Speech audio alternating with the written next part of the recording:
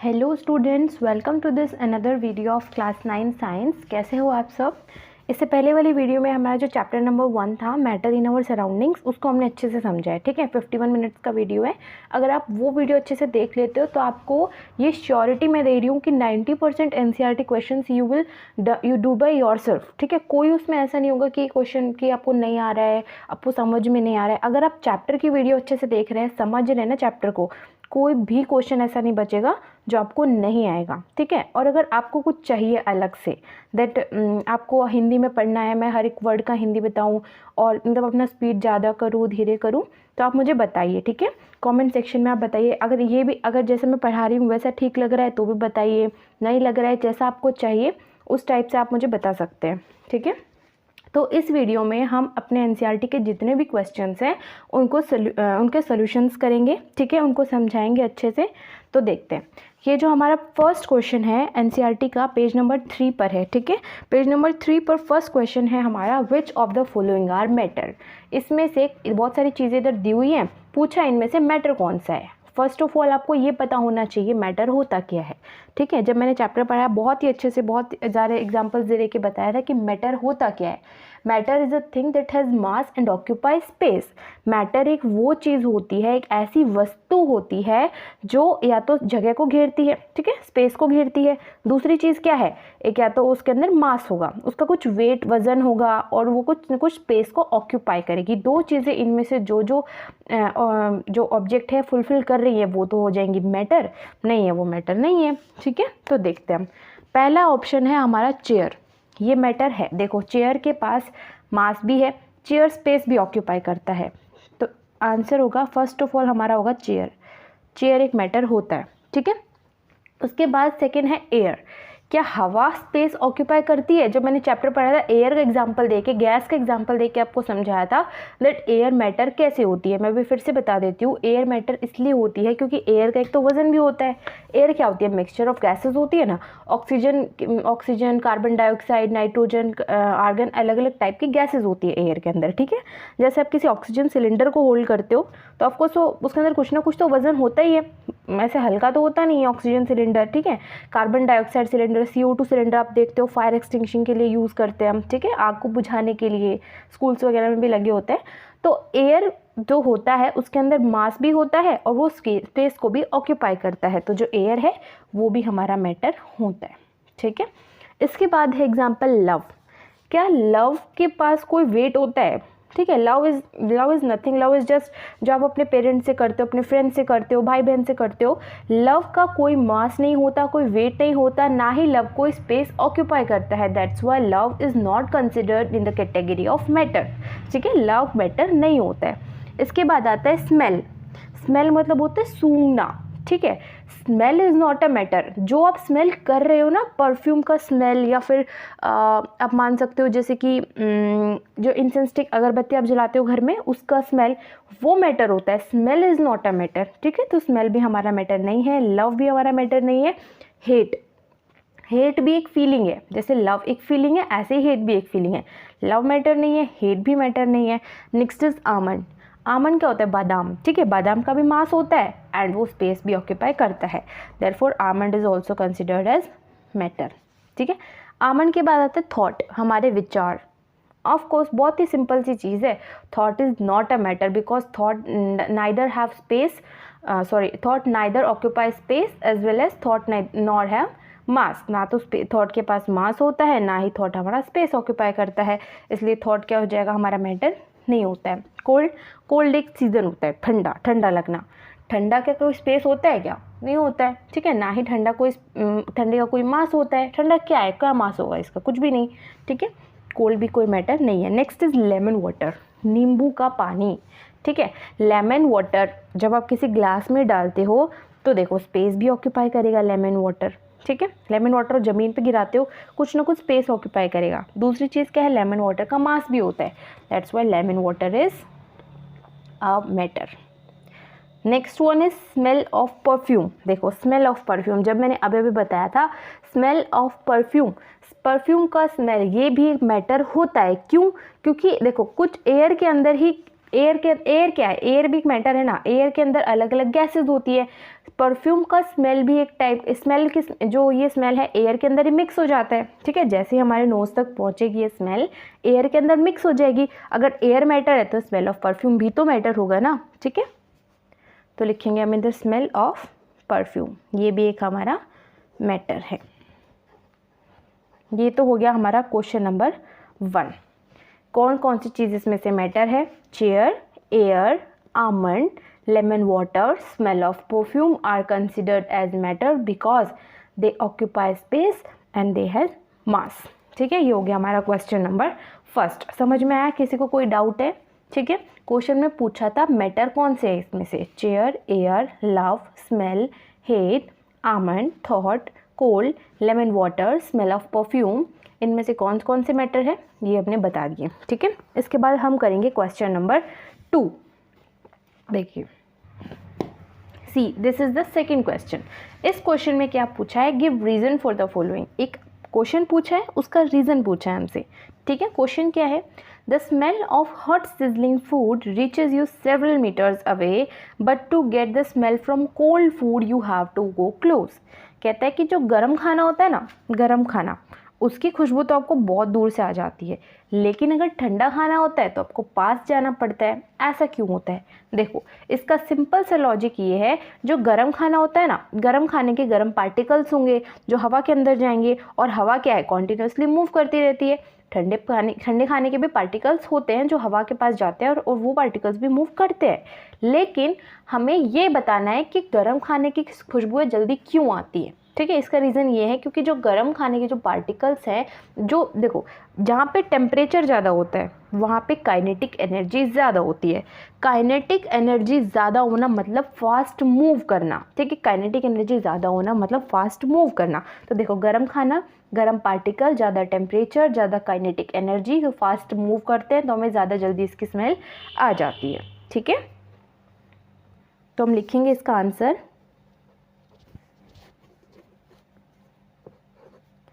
particles in the air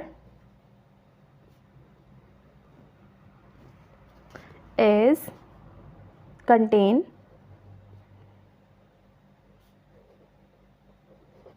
higher temperature molecules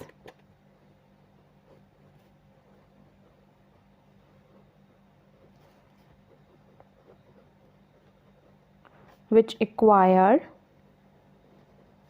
means लेना, ठीक है, which acquired high kinetic energy।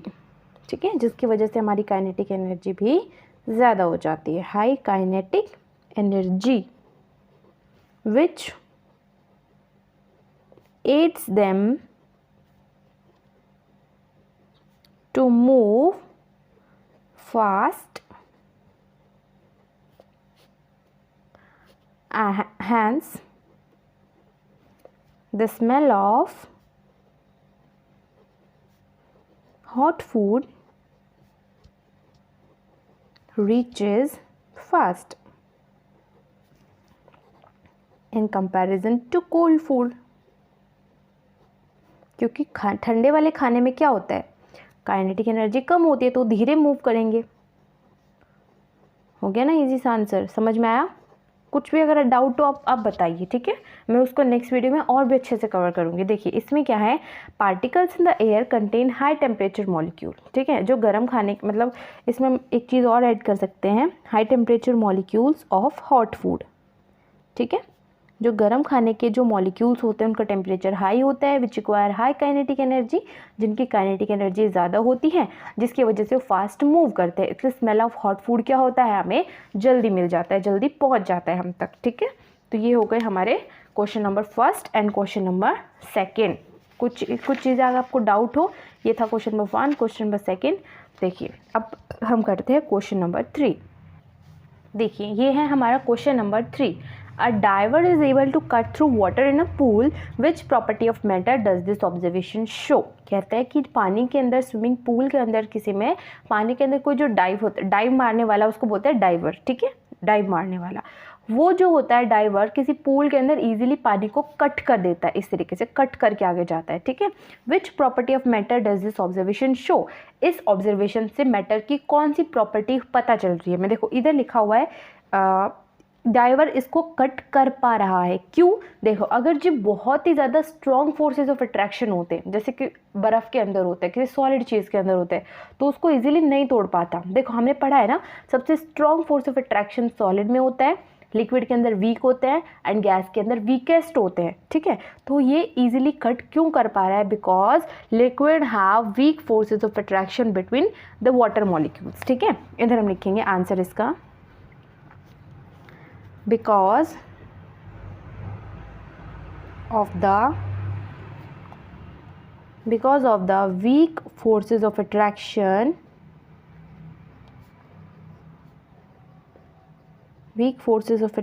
between water molecules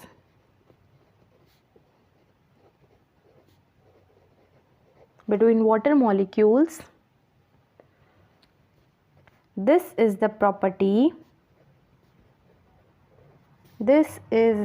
property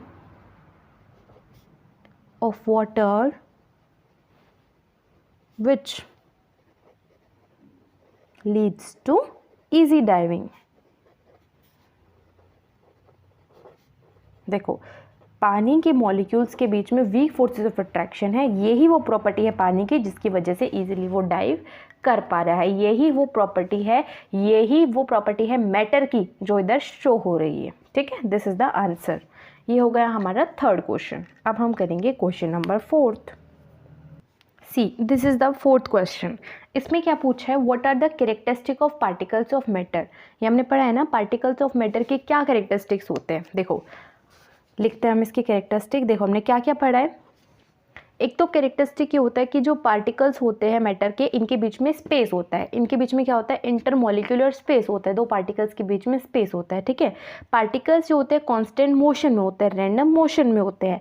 third क्या पढ़ा है हमने कि हमेशा एक दूसरे को अट्रैक्ट करते हैं, पार्टिकल्स अट्रैक्ट ईच अदर, ठीक है। एंड फोर्थ प्रॉपर्टी हमने पढ़ी है, सारे मैटर छोटे छोटे पार्टिकल्स से मिलके बने हैं, ठीक है। ये हमने प्रॉपर्टीज़ पढ़ी है। तो देखो हम लिखते हैं ऑल मैटर, फर्स्ट प्रॉपर्टीज़ की, all matter are made up of small particles। सब समझ में आ रहा है ना, कुछ भी डाउट नहीं रहना चाहिए, ठीक है। इस वीडियो के बाद सारे एनसीईआरटी क्वेश्चन आपको अच्छे से आ जाने चाहिए। इसके बाद है दे अट्रैक्ट ईच अदर, ठीक है, दे अट्रैक्ट ईच अदर। ये हो गई सेकेंड प्रॉपर्टी। थर्ड प्रॉपर्टी क्या थी हमारी, पार्टिकल्स हमेशा मोशन में रहते हैं, particles are in constant motion, हमेशा मोशन में ही रहते हैं। फोर्थ प्रॉपर्टी क्या होती है, इनके बीच में क्या होता है, इंटरमॉलिक्यूलर स्पेस होता है, प्रेजेंस ऑफ इंटरमॉलिक्यूलर स्पेस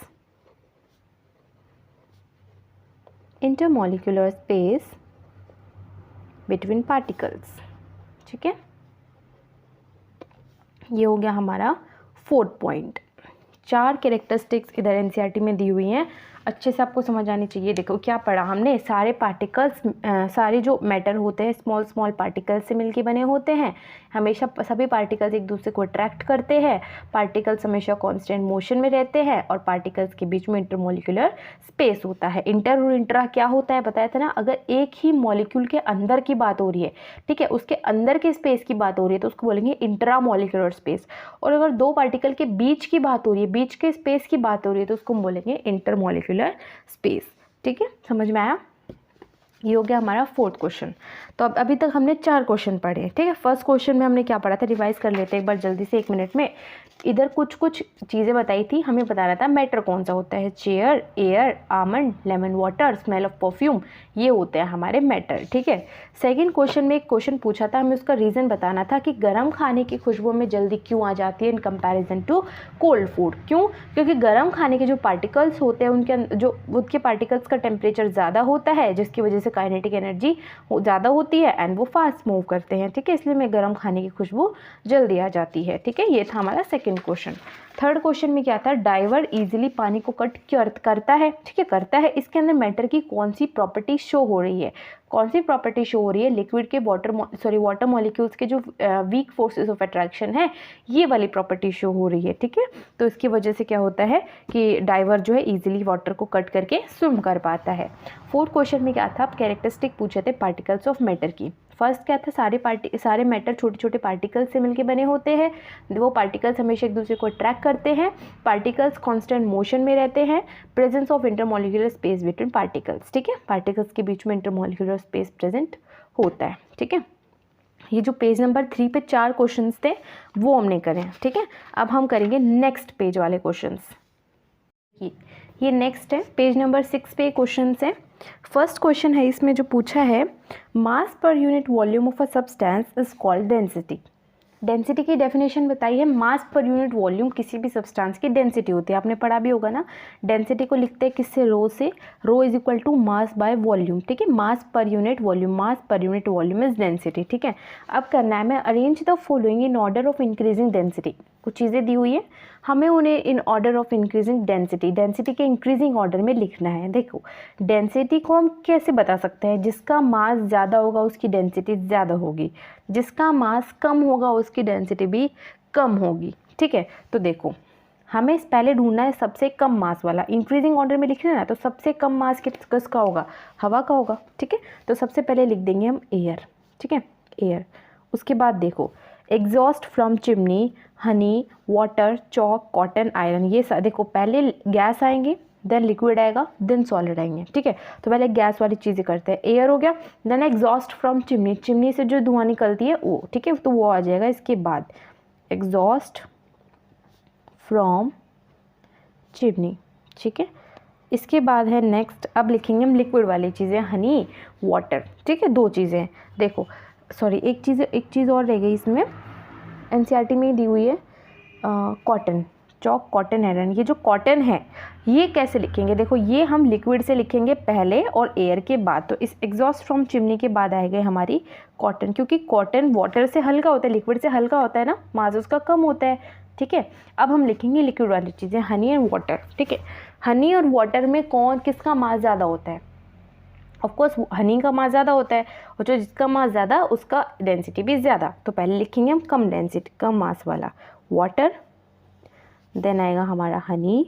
अब हम लिखेंगे सॉलिड वाली चीज़ें, चॉक और आयरन। चॉक पहले आएगा ऑफकोर्स, आयरन बाद में आएगा, सिंपल सी चीज़ है, चॉक, आयरन। एक चीज़ याद रखनी है, डेंसिटी के इंक्रीजिंग ऑर्डर में लिखना है, मतलब मास के इंक्रीजिंग ऑर्डर में लिखना है। किसका मास सबसे कम, उसको बढ़ाते बढ़ाते सबसे ज़्यादा मास तक जाएंगे हम, ठीक है। Air, exhaust from chimney, then cotton, water, honey, chalk and iron, ठीक है। ये हो गया हमारा फर्स्ट क्वेश्चन, समझ में आया ना। देखो, ये हमारा सेकंड क्वेश्चन का फर्स्ट पार्ट। सेकंड क्वेश्चन में 2 पार्ट है। पहले tabulate the difference in characteristic of state of matter, ठीक है। स्टेट ऑफ मैटर 3 होती है, सॉलिड, लिक्विड, गैस।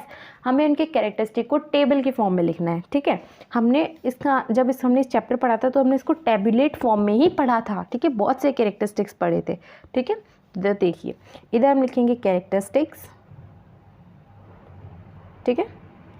इधर हम लिखेंगे सॉलिड वाले, देन लिक्विड वाले, देन गैस वाले, ठीक है। तो इसको आप एक टेबल की फॉर्म में बनाएंगे इस तरीके से। तो फर्स्ट कैरेक्टरिस्टिक हम लिखेंगे शेप के बारे में, ठीक है। शेप, सॉलिड की शेप कैसी होती है हमने पढ़ा था, फिक्स, ठीक है। लिक्विड की शेप फिक्स नहीं होती है, ठीक है, इसको मिलेंगे नो, नॉट फिक्स्ड। गैस की शेप भी फिक्स नहीं होती है, नॉट फिक्स्ड। दूसरा कैरेक्टरिस्टिक्स हम लिख सकते हैं वॉल्यूम, ठीक है। वॉल्यूम, सॉलिड की वॉल्यूम भी फिक्स होती है, लिक्विड की वॉल्यूम तो फिक्स होती है, शेप नहीं होती है, तो ये भी फिक्स होती है। गैस का कुछ भी फिक्स नहीं होता है, हमने पढ़ा था, ठीक है। इंटरमॉलिक्यूलर स्पेस की अगर हम बात करें, इंटरमॉलिक्यूलर स्पेस, इंटर और इंट्रा के बीच का डिफरेंस 2 बारी मैं बता चुकी हूँ ना, अब आप मुझे बताएंगे, ठीक है। आप मुझे बता सकते हैं इसके नीचे, वीडियो के नीचे कमेंट सेक्शन में इसका मतलब बताएं, इंटर एंड इंट्रा के बीच का डिफरेंस। तो देखिए इंटरमॉलिक्यूलर स्पेस क्या होता है, सॉलिड मैक्सिमम होता है, सॉरी फोर्स, इंटरमॉलिक्यूलर फोर्स जो होता है आपस के बीच का जो फोर्स होता है वो मैक्सिमम किस में होता है, सॉलिड में। लिक्विड में होता है सॉलिड से कम, लेस देन सॉलिड, ठीक है। गैस की अगर हम बात करें तो बहुत ही कम होता है, वेरी लेस, ठीक। फोर्थ पार्ट अगर हम देखिए, अगर इंटरमॉलिक्यूलर स्पेस की बात करें, ये तो था फोर्स, फोर्स कितना स्ट्रांग होता है, इंटरमॉलिक्यूलर स्पेस, दो मॉलिक्यूल्स के बीच का स्पेस, डायग्राम भी बना के मैंने आपको चैप्टर में समझाया था, ठीक है। सॉलिड में बहुत ही कम होता है, बहुत ही चिपके चिपके एकदम टाइटली पैक्ड होते हैं इसमें मॉलिक्यूल्स, ठीक है। लिक्विड के अंदर सॉलिड से थोड़ा सा ज़्यादा होता है, मोर देन सॉलिड्स। गैस की अगर हम बात करें तो इधर मैक्सिमम होता है, ठीक है। इसी तरीके से आप टैबुलेट फॉर्म में और भी कैरेक्टरिस्टिक्स कुछ ऐड कर सकते हैं, जैसे डेंसिटी, मास, ठीक है। तो ये हो गया हमारा फर्स्ट पार्ट। अब हम पढ़ेंगे इसका सेकंड क्वेश्चन का ही सेकंड पार्ट, बी पार्ट। देखिए बी पार्ट में क्या है, कमेंट अपॉन द फॉलोइंग, कुछ कुछ चीज़ें इसने पूछी हैं, हमें उनका मतलब बताना है, ठीक है। फर्स्ट है रिजिडिटी। रिजिडिटी क्या होता है, रिजिडिटी क्या होता है, देखो जैसे कि जो रिजिड होता है कि दबना, ठीक है, प्रेस होने की प्रॉपर्टी, ठीक है। ये एक प्रॉपर्टी होती है मैटर की, जो मतलब अपनी शेप में रहना, ठीक है। मतलब कि कोई भी बाहर से फोर्स अगर लग रहा है, जैसे कि ये पेन है, ठीक है, इसको मैं से दबा रही हूँ लेकिन ये प्रेस नहीं हो रहा, शेप नहीं चेंज नहीं कर रहा, क्यों, क्योंकि ये रिजिड है, ठीक है। तो लिखेंगे it is the property, it is the property of matter to continue to remain in its shape when an external force is applied. External force is applied, ठीक है। देखो ये जो इससे पहले हमने पढ़ा था कैरेक्टरिस्टिक, इसमें देखो कुछ कैरेक्टरिस्टिक्स और भी ऐड कर लीजिए आप, जैसे कि कॉम्प्रेसिबिलिटी, कॉम्प्रेसिबिलिटी, सॉलिड कॉम्प्रेस होते हैं कि नहीं होते हैं, बताइए। सॉलिड कॉम्प्रेस नहीं होते हैं, ठीक है। इधर हम लिखेंगे ऑलमोस्ट नेग्लिजिबल। लिक्विड्स जो होते हैं कॉम्प्रेस हो जाते हैं, कॉम्प्रेसिबल। गैस बहुत ही ज़्यादा कॉम्प्रेस होने वाला होती है, तो इधर लिखेंगे हम हाईली कॉम्प्रेसिबल, हाईली कॉम्प्रेसिबल, ठीक है। एक और आप लिख सकते हैं इधर रिजिडिटी, फ्लूइडिटी आप ऐड कर सकते हो। देखो रिजिडिटी में देखिए सॉलिड्स जो होते हैं रिजिड होते हैं, ठीक है, ये रिजिड नहीं होते। रिजिड मतलब होता है सख्त होना, ठीक है, नॉट रिजिड। गैस भी रिजिड नहीं होती है। जैसे आप इसमें एक और लिख सकते हो फ्लूइडिटी, फ्लूइडिटी भी एक प्रॉपर्टी होती है। सॉलिड जो होते हैं फ्लो नहीं कर सकते, तो इधर हम लिखेंगे कांट फ्लो। लिक्विड्स फ्लो कर सकते हैं, फ्लो, ये भी फ्लो कर सकते हैं, फ्लो, ठीक है। अब देखिए इधर ही हम वापस आ जाते हैं। फर्स्ट प्रॉपर्टी हमने पढ़ ली, दैट इज रिजिडिटी। दूसरा पॉइंट क्या पूछा है इसमें, second one is compressibility, compressibility, ठीक है। कॉम्प्रेसिबिलिटी क्या होता है, कोई भी चीज़ के कॉम्प्रेस होने की पावर, उसको बोलते हैं कॉम्प्रेसिबिलिटी, ठीक है। कॉम्प्रेसिबिलिटी ये पार्टिकल्स की वो प्रॉपर्टी होती है जब कोई एक्सटर्नल फोर्स लगे तो वो उसका अपने इंटरमॉलिक्यूलर स्पेस थोड़ा सा चेंज कर ले, ठीक है, कॉन्ट्रैक्ट हो जाए। ये इंटरमॉलिक्यूलर स्पेस है, दो पार्टिकल्स, एक पार्टिकल्स ये है, एक पार्टिकल ये है, इसको हमने कॉम्प्रेस किया तो इस तरीके से कॉम्प्रेस हो गए, ठीक है। इंटरमॉलिक्यूलर स्पेस इन्होंने अपना चेंज कर लिया, ठीक है। इधर हम लिखेंगे it is the property of matter, it is the property of matter to contract their intermolecular space when exposed to an external force. ठीक है, एक्सटर्नल फोर्स, ये हो गया हमारा कॉम्प्रेसिबिलिटी। ठीक है, समझ में आया। इसके बाद है नेक्स्ट, दैट इज फ्लूइडिटी। क्या पूछिए थर्ड पॉइंट?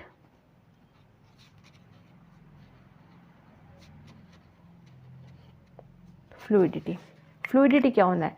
किसी भी सब्सटेंस के फ्लो होने की पावर, ठीक है, बहने की एबिलिटी जो होती है उसको बोलते हैं फ्लूइडिटी। तो हम लिखेंगे इट इज द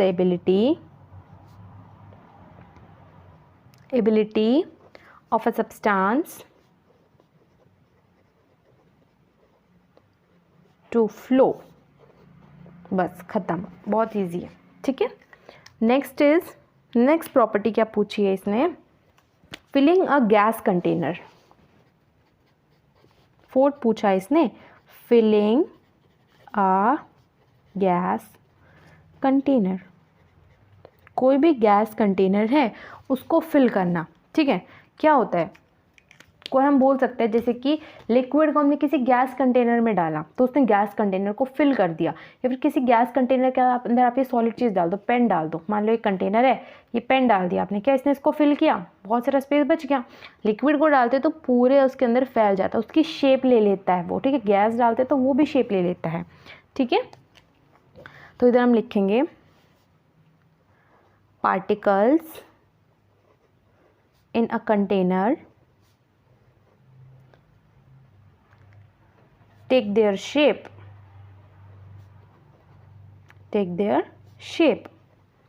ठीक है, जब ये सारे अपने पॉसिबल डायरेक्शंस में वाइब्रेट करते हैं। ठीक है, जब हम गैस के पार्टिकल्स किसी भी कंटेनर के अंदर डालते हैं, फिर लिक्विड के पार्टिकल्स किसी भी कंटेनर के अंदर डालते हैं, तो हर पॉसिबल डायरेक्शन में वाइब्रेट करते हैं। ठीक है, और फिर वो उसके अकॉर्डिंग उस कंटेनर की शेप ले लेते हैं। ठीक है, लिखेंगे हम as they vibrate in all possible directions। ठीक है, ये हो गया हमारा filling a gas container. Particles in a container take their shape as they vibrate in all possible directions. ठीक है, नेक्स्ट चीज़ क्या पूछी है इसमें ही? इसने पूछी है शेप के बारे में। ठीक है, शेप क्या होता है? शेप क्या होता है? अपनी एक एक्सटर्नल बाउंड्री होती है बाहर की। ठीक है, किसी भी ऑब्जेक्ट की एक फिक्स स्ट्रक्चर होती है, उसी को शेप बोलते हैं। ठीक है, तो इसकी डेफिनेशन लिखेंगे हम, it is the definite structure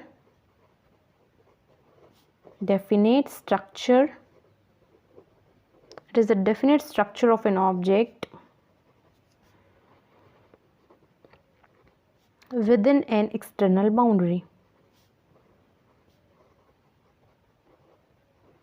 external boundary. ठीक है, एक डेफिनेट स्ट्रक्चर होती है किसी ऑब्जेक्ट की एक फिक्स एक्सटर्नल बाउंड्री के अंदर, वो होती है उसकी शेप।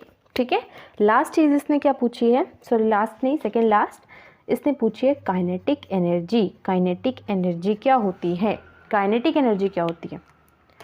देखो, एक ऐसी एनर्जी जो आपको एनर्जी पजेस करने दे, एनर्जी को लेने दें। ठीक है, एक ऐसी एनर्जी, एक ऐसा मोशन जिसकी वजह से एनर्जी पैदा हो, एक ऐसा मोशन जिसकी वजह से एनर्जी पैदा हो, उसी एनर्जी को क्या बोलते हैं? Kinetic energy.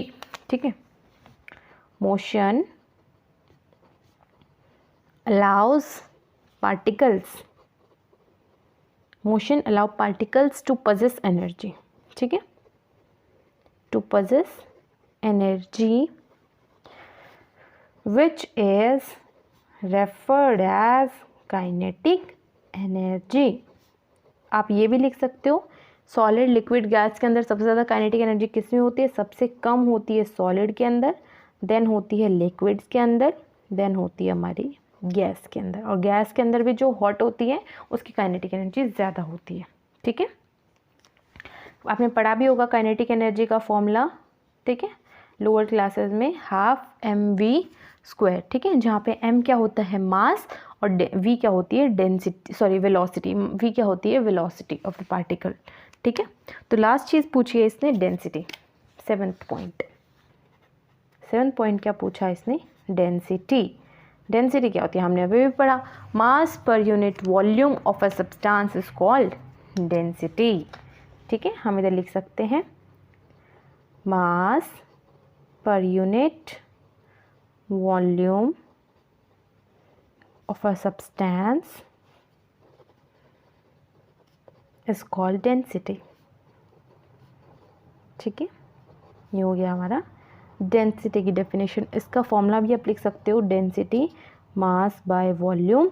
डेंसिटी को हम इससे लिखते हैं, प्रोनाउंस कैसे करेंगे, RHO, रो, इसको रो बोलते हैं, ठीक है, मास by volume, M for mass, V for volume, ठीक है।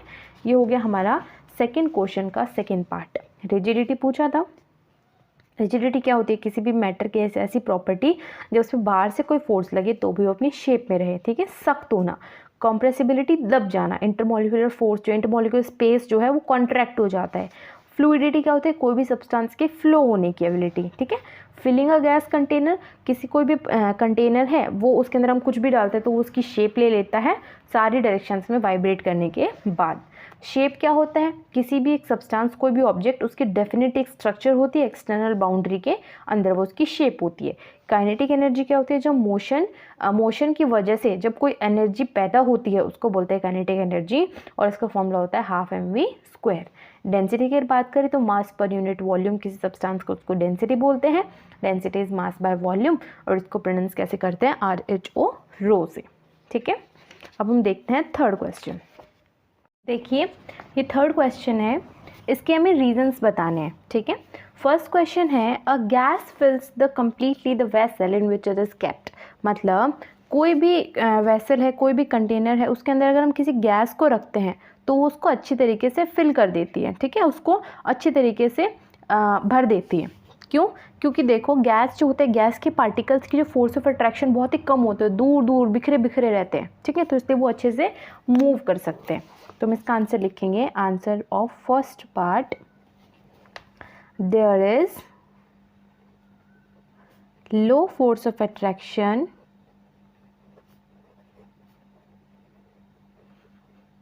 between gas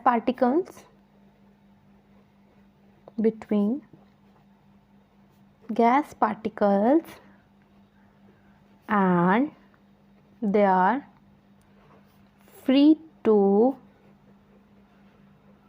move about, ठीक है, घूमने के लिए वो एकदम फ्री रहते हैं। सेकेंड पार्ट है, a gas exert pressure on the walls of container. कोई भी गैस जो होती है किसी भी कंटेनर की दीवारों पर एक प्रेशर क्रिएट करती है। इसका रीज़न क्या आएगा, देखो हमने पढ़ा है गैस के फोर्स ऑफ अट्रैक्शन बहुत कम होता है, हमेशा मूव करते रहते हैं, मतलब हमेशा इधर उधर मोशन में ही रहते हैं वो, ठीक है। जब वो मोशन में रहेंगे तो कंटेनर की दीवार के साथ टकराएंगे ना, कोलाइड करेंगे, तो एक फोर्स लगाएंगे, फोर्स लगा रहे तो एक प्रेशर लगाते हैं वो, ठीक है। तो लिखेंगे हम gas particles are always in a motion and hence collide with containers wall। Container की दीवार से टकराएंगे, containers wall, it exert force and thus pressure on the wall, ठीक है, हो गया ना, समझ में आया। थर्ड पार्ट देख सकते हैं आप, क्या पूछा है इसने, a wooden table should be called a solid. एक वुडन टेबल को हम सॉलिड क्यों बोलते हैं, देखो कोई भी चीज़ को हम ऐसे पूछते हैं, अगर क्वेश्चन आ जाए कि इस टेबल को सॉलिड क्यों कह रहे हैं, पानी को लिक्विड क्यों कह रहे हैं, पेन को सॉलिड क्यों कह रहे हैं, तो हमें क्या करना है, अगर किसी ने सॉलिड पूछा है तो हम सॉलिड की उसमें प्रॉपर्टीज़ लिख देंगे, क्योंकि जो टेबल है इसके अंदर फिक्स शेप होती है, फिक्स वॉल्यूम होती है, इंटरमोलिकुलर स्पेस के बारे में लिख देंगे, टाइटली पैक्ड होते हैं मॉलिक्यूल्स, ठीक है, और बाकी जो भी प्रॉपर्टीज़ होती है, ठीक है, लिख देंगे हम। लिखेंगे the wood particles the wood particles are tightly packed. इधर हम लिख देंगे, अलग अलग पॉइंट्स बना के भी लिख सकते हैं, जैसे कि टाइटली पैक्ड, ठीक है, फिक्स्ड शेप, फिक्स्ड वॉल्यूम, ठीक, fixed volume, and they are not compressible,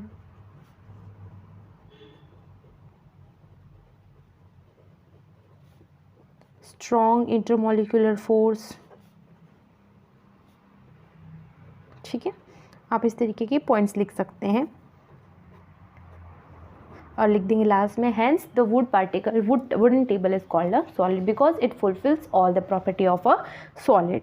next देखिए क्या पूछा है, we can easily move our hand in air but to do the same through a solid block of wood we need a karate expert। देखो हम air में तो easily अपना हाथ ऐसे मूव कर सकते हैं, लेकिन अगर सॉलिड के अंदर अपना हाथ हमें ऐसे करना है तो हमें किसी कराटे एक्सपर्ट की ज़रूरत पड़ेगी। क्यों होता है ऐसा, क्यों? देखो क्योंकि एयर के फोर्स ऑफ अट्रैक्शन बहुत ही वीक होते हैं, हम उन्हें ईजिली तोड़ सकते हैं। सॉलिड की जो फोर्स ऑफ अट्रैक्शन बहुत ही स्ट्रॉन्ग होता है, हम उन्हें ईजिली नहीं तोड़ सकते, ठीक है। इसका ईजी सा आंसर लिख सकते हैं, because air has weak forces of attraction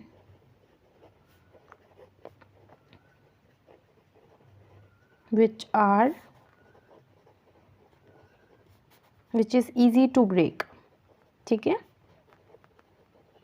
while solid has very strong forces of attraction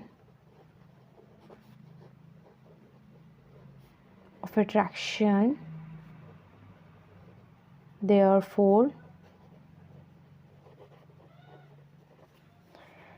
we need a karate expert। हो गया ना, इजी सा क्वेश्चन थे, 4 चीज़ें पूछी थी, हमें सिर्फ उसका आंसर बताना था। देखो फर्स्ट में क्या था, गैस जो किसी भी वेसल के अंदर पूरी तरीके से फिल कैसे कर देती है, क्यों? क्योंकि फोर्स ऑफ अट्रैक्शन बहुत कम होता है, इजीली वो मूव करते रहते हैं। दूसरा क्या पूछा था, कोई भी गैस है कंटेनर की वॉल्स पे प्रेशर क्यों लगाती है? क्योंकि गैस के पार्टिकल्स हमेशा एक मोशन में रहते हैं, जो कंटेनर की वॉल है उसके साथ हमेशा टकराते रहते हैं इधर उधर, जिसकी वजह से एक फोर्स लगता है एंड देन प्रेशर लगता है। थर्ड पॉइंट क्या था, वुडन टेबल को हम सॉलिड क्यों बोलते हैं? क्योंकि इसके अंदर टाइटली पैक्ड होते हैं मॉलिक्यूल्स, फिक्स शेप होती है इनकी, एंड इनकी वॉल्यूम भी फिक्स होती है, कॉम्प्रेसिबल भी नहीं होते हैं ये, एंड इनके अंदर स्ट्रॉन्ग इंटरमॉलिक्यूलर फोर्स होता है, ठीक है। लास्ट में क्या पूछा था, हम हवा के अंदर तो इजीली अपना हाथ ऐसे कर सकते हैं, लेकिन सॉलिड के अंदर नहीं कर सकते। क्यों? क्योंकि हवा के फोर्स ऑफ अट्रैक्शन बहुत वीक होते हैं, इजीली ब्रेक हो जाते हैं, क्योंकि सॉलिड के बहुत स्ट्रॉन्ग फोर्सेस ऑफ अट्रैक्शन होते हैं, हम उन्हें ईजी तोड़ नहीं पाते हैं, ठीक है। ये था हमारा थर्ड क्वेश्चन। अब देखते हैं फोर्थ क्वेश्चन। देखिए fourth question, liquids generally have lower density as compared to solids. Liquids जो होते हैं उनकी डेंसिटी कम होती है सॉलिड से, लेकिन हमने देखा होगा पानी के ऊपर बर्फ़ तैरती है। देखो इस क्वेश्चन में क्या है, आपको पता है जिसकी डेंसिटी ज़्यादा होती है वो नीचे रह जाएगा, ठीक है। जिसकी डेंसिटी कम होगी वो ऊपर आ जाएगा, तैरेगा, ठीक है। इधर तो कह रहे हैं लिक्विड की डेंसिटी कम है, लेकिन इधर कह रहा है उल्टी चीज़, आइस ऊपर तैर रही है। ऐसा क्यों होता है? देखो सबसे पहली चीज़ हमें पता होनी चाहिए डेंसिटी का फॉर्मूला, मास बाय वॉल्यूम। देखो हमें पता है जो लिक्विड्स होते हैं वो लिक्विड स्टेट में होते हैं, मतलब कि वो उसका वॉल्यूम ज़्यादा होता है लिक्विड का, ठीक है। वॉल्यूम लिक्विड का ज़्यादा होता है, वो फ्री होते हैं ना, मतलब कहीं पे भी फैल सकता है इजीली, ठीक है। सॉलिड के साथ ऐसा नहीं होता। सॉलिड में हमने पढ़ा भी होगा इसका वॉल्यूम फिक्स होता है, ठीक है। देखो जैसे हम किसी भी चीज़ के अंदर कोई सॉलिड चीज़ डाल दें, किसी भी चीज़ के अंदर हम लिक्विड डाल दें तो लिक्विड वाली इजीली फैल जाएगी ना, लिक्विड वाली के अंदर वॉल्यूम ज़्यादा हुई, ठीक है। वॉल्यूम ज़्यादा तो डेंसिटी कम, ठीक है। लिक्विड की वॉल्यूम ज़्यादा तो लिक्विड की डेंसिटी कम। ये पूछा है ना, यही बोला इसने, liquid generally have lower density, ठीक है, एज कम्पेयर टू सॉलिड। लेकिन ये तो हो गया वॉल्यूम वाला लॉजिक। अगर हम बात करें आइस पानी पे क्यों तैरती है, देखो क्योंकि आइस जो होती है as in comparison to water वो हल्की होती है, उसका मास कम होता है, ठीक है। देखो आप एक वही फॉर्मूला वापस से लगाएंगे। आइस का जो मास होता है कम होता है, डेंसिटी भी उसकी फिर कम हो गई, ठीक है। डेंसिटी, आइस लाइट होती है वेट में, ठीक है, तो उसकी डेंसिटी भी कम हो जाती है, तो जिसकी डेंसिटी कम वो ऊपर आएगी। समझ में आया? मतलब अगर आपको डेंसिटी की इधर बात करनी है लिक्विड सॉलिड की, तो हम लेंगे वॉल्यूम वाला फॉर्मूला, लेकिन अगर आइस की बात पूछ दे तो हम लगाएंगे कि आइस लाइट होती है, ठीक है। तो इसका आंसर हम लिखेंगे volume of a liquid, volume of liquid is more than solid,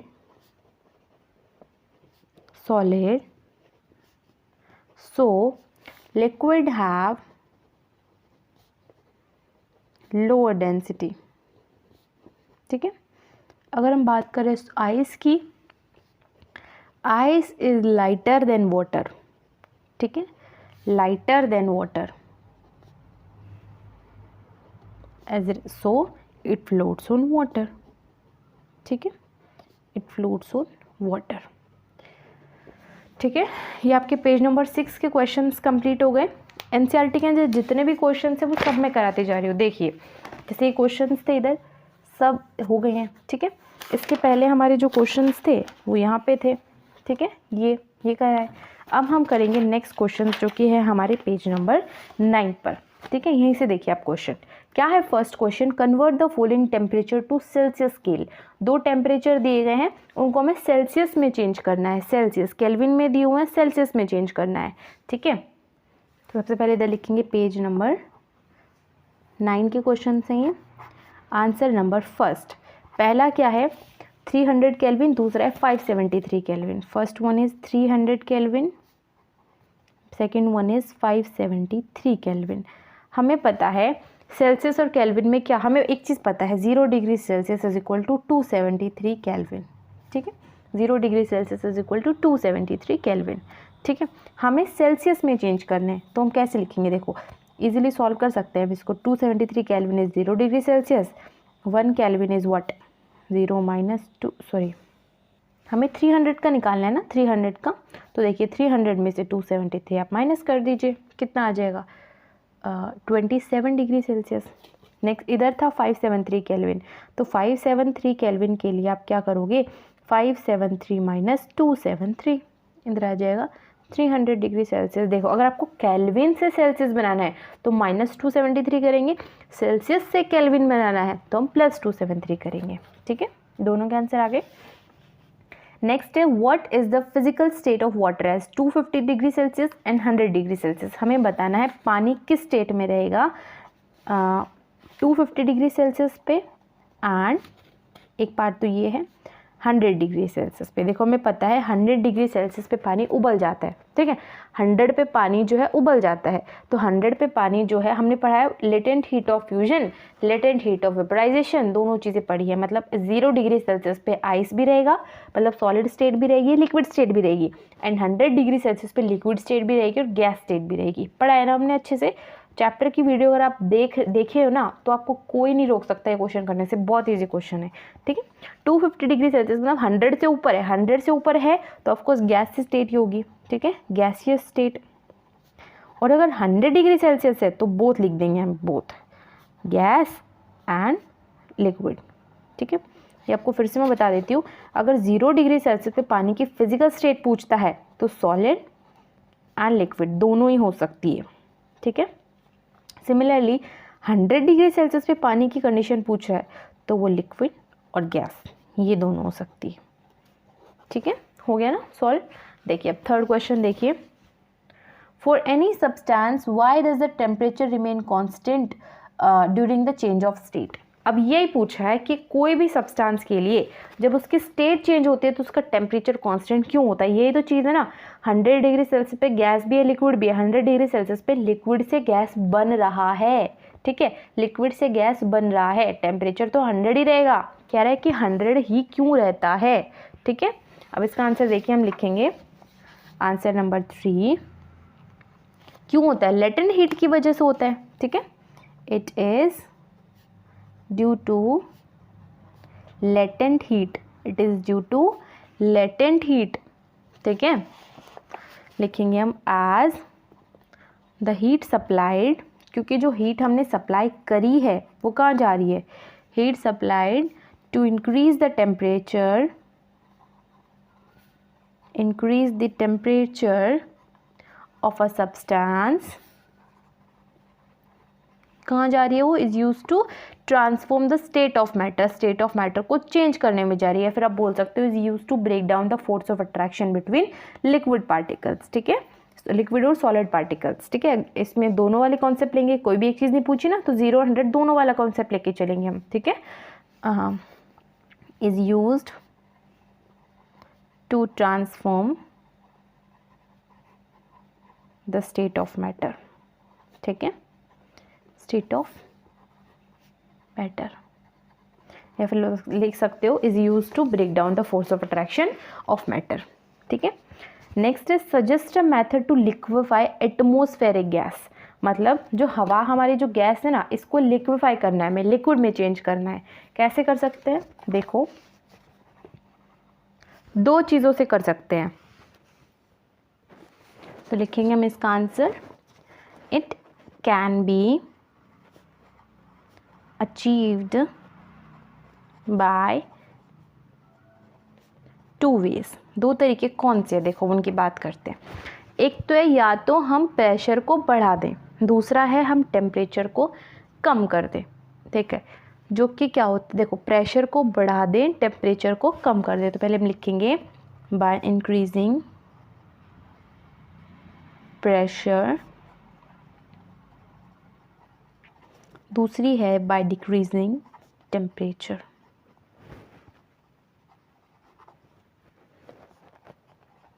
ठीक है। देखो ये आप अच्छे से हायर क्लासेस में पढ़ोगे, कोई भी गैस को लिक्विफाई अगर हम करना है तो प्रेशर और टेम्परेचर का क्या रूल रहता है, इन दोनों की वजह से अल्टीमेटली होगा क्या। देखो कोई भी चीज़ है वहाँ के पार्टिकल्स के जो बीच का स्पेस है वो कम हो जाएगा, जैसे जैसे कम होगा लिक्विड बनता जाएगा, ठीक है, जैसे जैसे कम होगा वो लिक्विड बनता जाएगा, ठीक है। तो दो तरीके हैं, अगर हमें एटमॉस्फेरिक गैस को लिक्विफाई करना है by 2 ways, by increasing pressure और बाय डिक्रीजिंग टेम्परेचर, ठीक है। नेक्स्ट क्वेश्चन पेज नंबर 10 पे है, why does a desert cooler cool better on a hot dry day, ठीक है।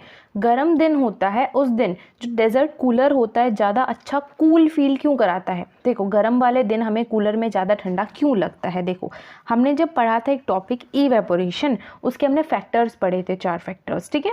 क्या पढ़ा था, एक तो सरफेस एरिया पढ़ा था, ज़्यादा सरफेस एरिया होगा ज़्यादा इवेपोरेशन होगा, ज़्यादा इवेपोरेशन होगा उतना ही ज़्यादा कूलिंग होगा, ठीक है। एक चीज़ हमने ये पढ़ी थी।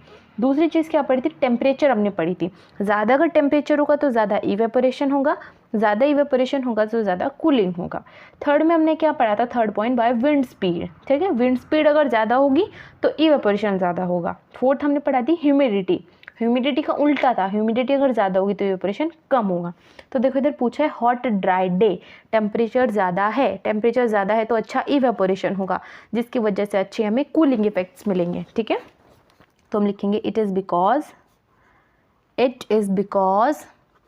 Temperature is high, temperature is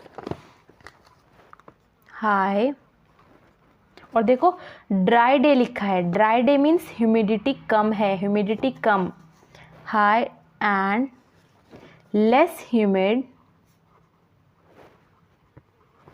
on a hot dry day, hot dry day leads to better evaporation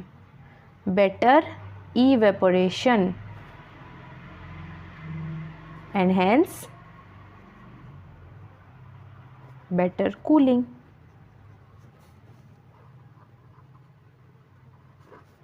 can be felt, ठीक है। यही पूछा था इसने, ठीक है।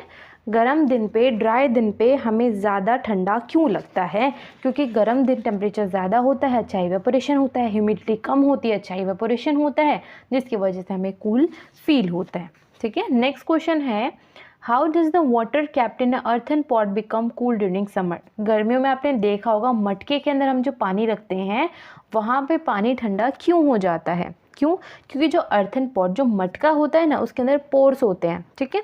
पोर्स, पानी के पोर्स होते हैं, जिसकी वजह से पानी अंदर बाहर जा सकता है, मतलब इवेपोरेट हो सकता है पानी, ठीक है। अगर इवेपोरेशन जहाँ पे होगा वहाँ पे कूलिंग इफेक्ट होगा ही, ठीक है। लिखेंगे इसका answer. An earthen pot means मटका। Earthen pot is porous in nature, ठीक है। तो लिखेंगे हम दीज टाइनी पोर्स, ये जो पोर्स हैं, these tiny pores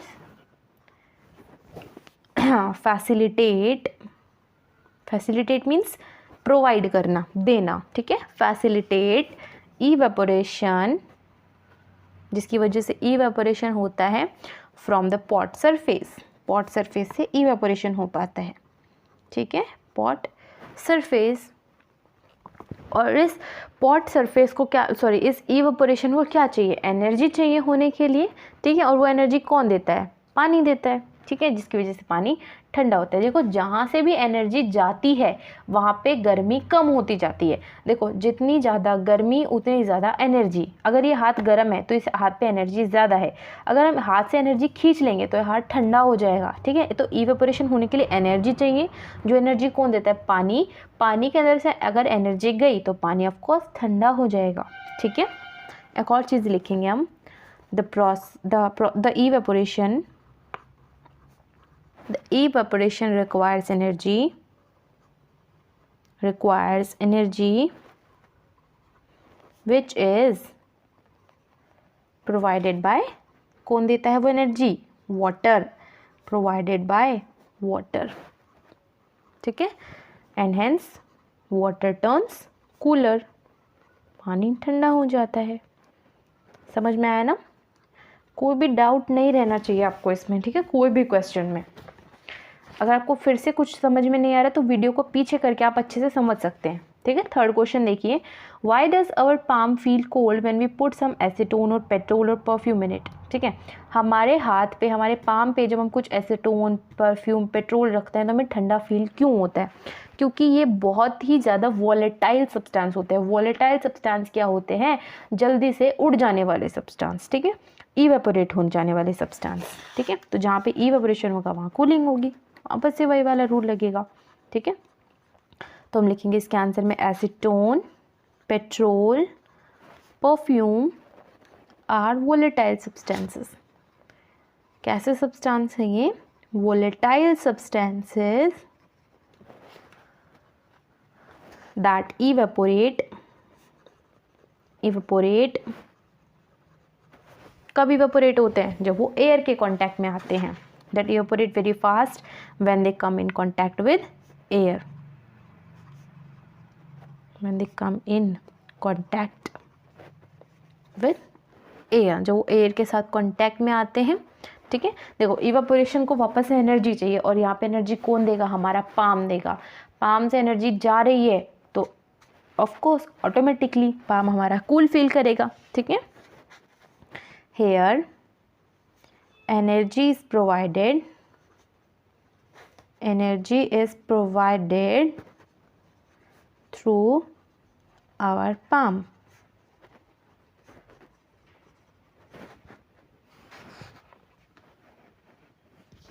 Hence our palm feels cool, ठीक है। अब देखो fourth question, Why are we able to sip hot tea or milk faster from a saucer rather than a cup? कहते हैं कि हम किसी सॉसर से इजीली गर्म चाय कैसे पी पाते हैं अगर हम उसको देखें कप्स के कंपैरिजन में, ठीक है। क्यों?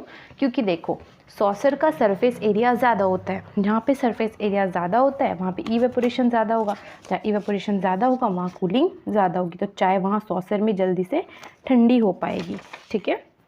तो देखिए हम लिखेंगे saucer has large surface area, ठीक है। saucer के पास सरफेस एरिया ज़्यादा होता है, ठीक है। and it will cause more evaporation, ठीक है। So we can easily take a sip of hot tea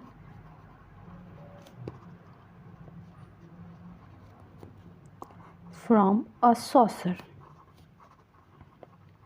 then a cup। ठीक है, ये हो गया फोर्थ क्वेश्चन का आंसर।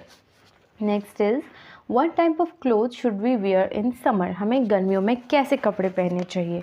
हमें गर्मियों में कॉटन के क्लोथ्स पहनने चाहिए। क्यों हमें गर्मियों में कॉटन के क्लोथ्स और लाइट कलर्ड क्यों पहनने चाहिए। देखो, एक तो लाइट तो इसलिए पहनना चाहिए क्योंकि वो उसके अंदर लाइट कलर्ड कपड़ों के अंदर ये होता है कि लाइट को वो बहुत ही ज़्यादा रिफ्लेक्ट करता है। ठीक है, हीट को बहुत ज़्यादा रिफ्लेक्ट कर पाते हैं, तो ज़्यादा गर्मी नहीं लगती। दूसरा क्या है, हमें कॉटन के कपड़े पहनने चाहिए। क्यों, क्योंकि कॉटन के अंदर पोर्स होते हैं जिसकी वजह से जो हमारा स्वेट होता है उसको एब्जॉर्ब कर लेता है, इवेपोरेशन अच्छे से हो पाता है। पोर्स की वजह से इवेपोरेशन हो पाता है जिसकी वजह से हमें कूल फील होता है। ठीक है, तो हम लिखेंगे in summer it is preferred to wear light colored cotton clothes,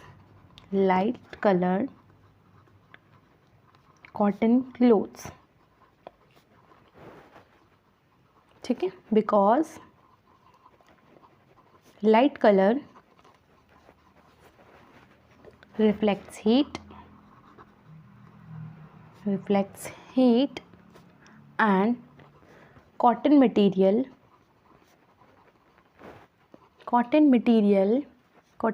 क्या करता है, cotton material have pores which facilitate evaporation, which cause evaporation। ठीक है, हो गया, समझ में आया। देखो, इधर हमने 5 क्वेश्चंस पढ़े। पहला क्या था, हमें गर्मी के दिन में कूलर ज़्यादा ठंडा क्यों करता है। क्योंकि गर्मी के दिन में क्या होता है, एक तो टेम्परेचर ज़्यादा होता है जिसकी वजह से इवेपोरेशन ज़्यादा होता है, और ड्राई डे में ह्यूमिडिटी ज़्यादा होती है, ह्यूमिडिटी कम होती है जिसकी वजह से इवेपोरेशन ज़्यादा होगा। दूसरे में क्या था, मटके के अंदर पानी ठंडा क्यों हो जाता है। क्यों, क्योंकि मटके के अंदर पोर्स होते हैं जिसकी वजह से इवेपोरेशन होता है, और मटके के अंदर जो इवेपोरेशन के लिए जो एनर्जी चाहिए वो कौन देता है, पानी ही देता है, इसलिए पानी ठंडा हो जाता है। तीसरे में था, हम अपने पाम पे जब एसीटोन, पेट्रोल, परफ्यूम रखते हैं तो हमें ठंडा क्यों लगता है। देखो, इसलिए लगता है क्योंकि वो जो एसीटोन है, पेट्रोल है, परफ्यूम है, बहुत ज़्यादा वॉलेटाइल सब्सटेंस होते हैं, जल्दी इवेपोरेट हो जाते हैं, और उसके इवेपोरेट होने के लिए एनर्जी किससे चाहिए, हमारे हाथ से ही लेगा वो, इसलिए हमारा हाथ जल्दी ठंडा फील करता है। चौथा था, हम सॉसर से ईजिली चाय क्यों पी पाते हैं गर्म। क्यों, क्योंकि सॉसर का सरफेस एरिया ज़्यादा होता है, जहाँ ज़्यादा सरफेस एरिया हम ज़्यादा इवेपोरेशन, जल्दी चाय ठंडी हो जाएगी। फिफ्थ में क्या है, हमें गर्मियों में कैसे कपड़े पहनने चाहिए। गर्मियों में हमें लाइट कलर के कॉटन क्लोथ्स पहनने चाहिए। क्यों, क्योंकि लाइट कलर एक तो हीट को रिफ्लेक्ट ज़्यादा करता है, और कॉटन क्लोथ के अंदर पोर्स होते हैं जो कि इवेपोरेशन को कॉज करवाता है। ठीक है, इसलिए हमें ठंडा फील होता है। ठीक है, तो ये हमारे इन टेक्स्ट क्वेश्चंस यहाँ पे कंप्लीट हो जाते हैं। एंड देन हमारे पास है कुछ एनसीईआरटी क्वेश्चंस। ठीक है, एनसीईआरटी क्वेश्चंस करते हैं हम। देखो, फर्स्ट क्वेश्चन है इधर हमारा देखिए, convert the following temperature to Celsius scale. Temperature इधर दिए गए हैं केल्विन में, हमें इन्हें सेल्सियस में चेंज करना है। ठीक है, केल्विन से सेल्सियस। देखो, एक्सरसाइज क्वेश्चंस हैं ये, एक्सरसाइज क्वेश्चंस। तो देखो, फर्स्ट है, हमें केल्विन से सेल्सियस में चेंज करना है। आंसर नंबर फर्स्ट, पहला क्या है 293 केल्विन, एंड दूसरा क्या है 470 केल्विन। देखो, अभी मैंने बताया था ना, केल्विन से सेल्सियस में करना है तो 273 माइनस कर देंगे, तो 293 माइनस 273 आ जाएगा 20 डिग्री सेल्सियस। इधर 470 minus 273 is equal to 197 degree Celsius. ठीक है, ये आंसर आ जाएगा हमारा। तो सेकंड क्वेश्चन है इधर हमारे पास, सेकंड में उल्टा है, convert the following temperature to kelvin scale. हमें केल्विन में चेंज करना है सेल्सियस से। ठीक है, केल्विन में चेंज करना है सेल्सियस से, तो आंसर नंबर 2 लिखेंगे। फर्स्ट है 25 डिग्री सेल्सियस, सेकंड है 373 डिग्री सेल्सियस। ठीक है। देखो 25 को हमें केल्विन में चेंज करना है, तो हम इसमें 273 ऐड करेंगे, तो 25 + 273 यह आ जाएगा 298 केल्विन। इधर हम प्लस करेंगे वापस से 373 + 273 यह आ जाएगा 646 केल्विन। ठीक है, ये हो गया हमारा सेकंड क्वेश्चन। थर्ड देखिए, थर्ड के हमें रीजंस बताने हैं। Naphthalene ball disappear with time without living in A solid. मैंने आपको चैप्टर पढ़ाया, जब एक चीज़ पढ़ाई थी सब्लिमेशन। सब्लिमेशन में क्या होता है, नेफ्थलीन बॉल, सब्लिमेशन में होता है सॉलिड से डायरेक्टली गैस में चेंज होना बिना लिक्विड में आए। ठीक है, तो नेफ्थलीन बॉल गायब क्यों हो जाती है, नेफ्थलीन बॉल के अंदर सब्लिमेशन होता है। ठीक है, डायरेक्टली सॉलिड से गैस में चेंज हो जाती है। सेकेंड है, we can get the smell of perfume sitting several metres away. क्यों, क्योंकि ये जो होते हैं मॉलिक्यूल्स किसी भी स्मेल, परफ्यूम के वगैरह किसी भी चीज़ के, ये हमेशा मोशन में रहते हैं। ठीक है, तो देखेंगे हम इसका आंसर नंबर 3। फर्स्ट पार्ट पहले लेंगे हम नेफ्थलीन बॉल वाला, because naphthalene ball undergo sublimation. ठीक है, अंडरगो सब्लिमेशन। सब्लिमेशन की आप डेफिनेशन भी इधर लिख सकते हैं। ठीक है, बी पार्ट क्या है, हमें स्मेल ऑफ परफ्यूम क्यों आती है, because particles of matter are in constant motion, हमेशा मोशन में ही रहते हैं। ठीक है, ये हमारा सेकंड का आंसर। हर चीज़ का आंसर वही है, बस घुमा फिरा के क्वेश्चंस पूछते हैं। ठीक है, नेक्स्ट क्वेश्चन है, arrange the following substance in order of increasing force of attraction. हमें बताना है किस में फोर्स ऑफ अट्रैक्शन ज़्यादा है, किस में कम है, वाटर, शुगर और ऑक्सीजन में। देखो हमें पता है सबसे ज़्यादा फोर्स ऑफ अट्रैक्शन सॉलिड में होते हैं, देन लिक्विड में, देन गैस में। ठीक है, तो देखो इंक्रीजिंग ऑर्डर में लिखना है, तो सबसे कम किस में है, गैस में होगा, सबसे कम गैस में होगा, देन लिक्विड में होगा एंड देन सॉलिड में होगा। तो इधर गैस क्या है हमारे पास, ऑक्सीजन है। ठीक है, तो सबसे कम फोर्स ऑफ अट्रैक्शन ऑक्सीजन में है, देन हमारा वाटर में है एंड देन हमारे शुगर में है। ठीक है, ऑक्सीजन, वाटर, शुगर। ठीक है, in order of increasing force of attraction, increasing order of force of attraction. समझ आया, ये हो गया हमारा क्वेश्चन नंबर 4। नेक्स्ट क्वेश्चन देखिए क्या पूछा है, what is the physical state of water at 25 degree Celsius, 0 degree Celsius and 100 degree Celsius. 25 degree Celsius, 0 degree Celsius and 100 degree Celsius. तो देखो 25 पे तो क्या रहेगा, हमें पता है लिक्विड रहेगा। ठीक है, लिक्विड रूम टेम्परेचर पे वाटर लिक्विड की फॉर्म में एग्जिस्ट होता है। ठीक है, second one is 0 degree Celsius. 0 degree Celsius पे हमने पढ़ा है ना, दो स्टेट में एग्जिस्ट करता है। 0 डिग्री में किस में करेगा, सॉलिड में और लिक्विड में। 100 में किस करेगा, लिक्विड में और गैस में। ठीक है, तो देखेंगे हम 0 डिग्री सेल्सियस पे हम लिख देंगे, 0 डिग्री सेल्सियस जो होता है वाटर का फ्रीजिंग पॉइंट होता है। ठीक है, तो इसमें हम दोनों चीज़ें देख सकते हैं, solid as well as liquid. ठीक है, बस इसमें फिजिकल स्टेट ही पूछी है। Next is 100 degree Celsius. 100 degree Celsius पे क्या होता है, हमारा रहेगा लिक्विड एंड गैस। ठीक है, ये चीज़ें बहुत बार बताई मैंने 0 पे और 100 पे। ठीक है, ये हो गया आंसर नंबर 5। 6 देखिए, रीजंस बताना है, वाटर लिक्विड क्यों होता है और आयरन सॉलिड क्यों होता है रूम टेम्परेचर पे। हमें बस लिक्विड की प्रॉपर्टीज़ लिखनी है और सॉलिड की प्रॉपर्टीज़ लिखनी है। तो हम लिखेंगे फर्स्ट का answer, water is liquid at room temperature because, अब हम लिखेंगे इसकी प्रॉपर्टीज़, जैसे कि कैसे कैसे प्रॉपर्टीज़ लिखेंगे हम, क्यों, देखो क्योंकि एक तो देखो fix volume is occupied by fix mass of water, मतलब कि थोड़ा सा वाटर जो है एक फिक्स वॉल्यूम को ऑक्यूपाई करता है, या फिर आप सिंपली ये लिख सकते हो, it has fix volume, it has fixed volume. ठीक है, और लिख सकते हो it do not have fixed shape, do not have fixed shape and take the shape of container. ठीक है, and take container's shape, container की शेप ले लेता है। ठीक है, नेक्स्ट क्या लिख सकते हैं हम इसमें, जैसे कि ये फ्लो कर सकता है, इट कैन फ्लो, ठीक है। कुछ और प्रॉपर्टीज़ लिख दीजिए, सॉरी। इन प्रॉपर्टीज़ की वजह से जो है वाटर लिक्विड होता है रूम टेम्परेचर पे। सेकंड क्या था, iron is solid at room temperature, iron एल्मीरा। तो इसमें आयरन एल्मीरा सॉलिड की प्रॉपर्टीज़ लिखेंगे हम, ठीक है। आयरन एल्मीरा is solid at room temperature because,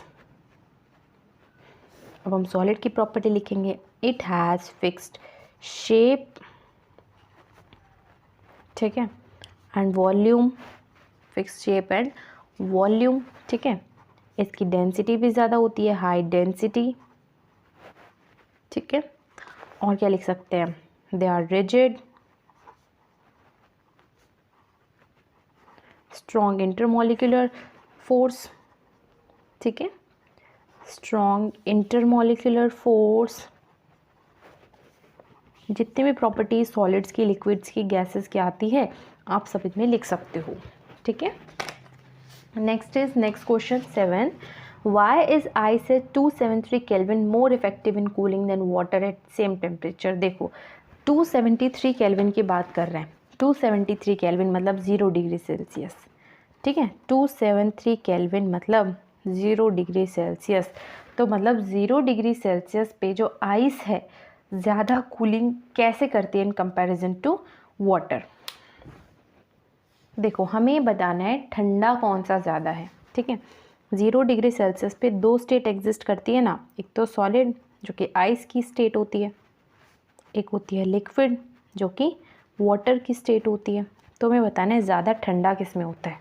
देखो 0 डिग्री सेल्सियस पे आइस, मान लो इस बीकर में है हमारे पास आइस, इसको कर रहे हैं हम गरम, ठीक है, गरम कर रहे हैं, गरम हम कर रहे हैं, आइस बदल गया पूरा का पूरा पानी में, ठीक है। टेम्परेचर अभी भी कितना ही है, 0 डिग्री सेल्सियस ही है, दोनों का टेम्परेचर 0 डिग्री सेल्सियस ही है, मतलब 273 केल्विन ही है। लेकिन हीट किसके अंदर ज़्यादा है, इसके अंदर ज़्यादा है। क्यों? क्योंकि ये इससे टूट कर बना है, इसके हमें हीट दी तभी तो ये बना है, इसके अंदर ये हीट है जो इधर से हमें मिली है। आइस के अंदर कोई हीट नहीं है, तो कौन सा ज़्यादा कूलिंग करेगा, आइस ज़्यादा कूलिंग करेगी, क्योंकि आइस के अंदर हीट वो है ही नहीं, मतलब छुपी हुई हीट, जो लेटेंट हीट जो है वो किस में है, आइस में कि पानी में, पानी में, ठीक है। इसलिए आइस ज़्यादा ठंडा करती है, ठीक है। इसका आंसर आप लिख सकते हो, एट 0 डिग्री सेल्सियस और 273 kelvin ice will absorb latent heat, ठीक है, लेटेंट हीट को वो एब्जॉर्ब करेगा, latent heat to break force of attraction, ठीक है, फोर्स ऑफ अट्रैक्शन अपने तोड़ेंगे वो अंदर के, जिसकी वजह से क्या होगा, आइस ज़्यादा कूलिंग करेगी, क्योंकि आइस ने हीट जो है, लेटेंट हीट एब्जॉर्ब कर ली, पानी में बदल गया वो, ठीक है। और जो आइस जो है, ओनली आइस की बात कर रहे हैं, ठीक है, वो ज़्यादा कूलिंग करता है, क्यों, in comparison to water. So ice has greater cooling effect than water, ठीक है, since water does not absorb excess heat, ठीक है। देखो मतलब देखो सिंपल सी बात है, पानी है और बर्फ़ है, ठीक, हीट किसको मिली है, आइस को मिली है, तभी तो पानी में बदला है ना, ठीक है। एक बर्फ़ रखी हुई है, ये ज़्यादा ठंडा करेगी, या 0 डिग्री सेल्सियस पे जो पानी है वो ज़्यादा ठंडा करेगा, ऑफकोर्स आइस ही करेगी ना, बहुत ही कॉमन सी बात है, ठीक है। क्यों? क्योंकि आइस ने ये जो छुपी हुई थी, लेटेंट हीट थी, इसको एब्जॉर्ब कर लिया, अपने फोर्स ऑफ अट्रैक्शन को तोड़ लिया, ठीक है। तोड़ने के बाद ही पानी बना है, मतलब इसके अंदर वो एनर्जी है, हीट है, ठीक है, तो ये ज़्यादा कूलिंग करेगी, ठीक है। ये हो गया हमारा 7th क्वेश्चन। देखिए next question, what produce more severe Burns, boiling water और स्टीम। ये एकदम उससे उल्टा है, किसके अंदर ज़्यादा हमें बर्निंग फील होगी, उबलते हुए पानी में, या फिर 100 डिग्री सेल्सियस की वाटर पे, या फिर 100 डिग्री सेल्सियस की स्टीम पे। देखो सिंपल वाला बात है। देखो इधर भी ये पानी है हमारे पास, 100 डिग्री सेल्सियस पे गर्म कर रहे हैं हम इसको, 100 डिग्री सेल्सियस पे पानी है, गर्म करते गए करते गए करते गए, पूरा का पानी पूरा पूरा हो गया, उबल गया, ठीक है, स्टीम में चेंज हो गया। स्टीम में किसके अंदर हीट ज़्यादा है, इसके अंदर हीट ज़्यादा है ना, क्योंकि इसको और हीट दी तभी तो ये बना, इसको और हीट दी तभी तो ये बना, ठीक है। तो इसके अंदर हीट ज़्यादा है तो ये ज़्यादा बर्निंग कॉज करेगी, ठीक है। तो लिखेंगे हम इसका answer, steam produce severe burns because it is an exothermic reaction। exothermic reaction समझते हो, एक ऐसी रिएक्शन जिसमें हीट एनर्जी बाहर निकलती है। exothermic reaction that release high amount of heat,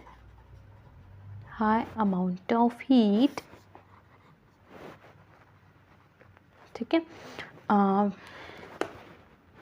ये हो गया, बहुत इजी सा क्वेश्चन था। इसमें भी कौन सा वाला ज़्यादा बर्निंग करेगा, स्टीम वाला ज़्यादा बर्निंग करेगा, because it has the latent heat of vaporisation. और करके आप इससे लिख सकते हो, because steam has latent heat of vaporisation. ये वाली हीट है स्टीम के पास जो कि पानी के पास नहीं थी, ठीक है। सिंपली इधर जो इससे पहले वाला क्वेश्चन था उसमें क्या था, पानी था, बर्फ़ था, पानी के अंदर लेटेंट हीट ऑफ फ्यूजन था, हीट थी ना, ठीक है, तो ज़्यादा कूलिंग नहीं करेगी। Next question in the last question, एक डायग्राम दिया हुआ है। देखो एक डायग्राम देखिए, देखो ये एक डायग्राम है। जब मैंने आपको चैप्टर पढ़ा एक ट्रायंगल की फॉर्म में समझाया था, सॉलिड लिक्विड गैस, ठीक है, वही इधर पूछा है। सॉलिड से लिक्विड बनाना है हमें। देखो सॉलिड से लिक्विड बनाना है, उस प्रोसेस को हम क्या बोलेंगे, सॉलिड से लिक्विड प्रोसेस बनाने को बोलते हैं हम फ्यूजन, ठीक है, या फिर आप बोल सकते हो मेल्टिंग भी बोल सकते हो, तो इसको हम बोलेंगे फ्यूजन। इधर है ए, ठीक है, ए लिखा हुआ है इधर, तो ए है हमारा फ्यूज़न, ठीक है, ए है हमारा फ्यूजन। इधर है हमारा बी, लिक्विड से गैस में बदलना, इसको ये बोलते हैं हम इवेपोरेशन या फिर वेपराइजेशन, ठीक है, इवेपोरेशन या फिर वेपराइजेशन, ठीक है।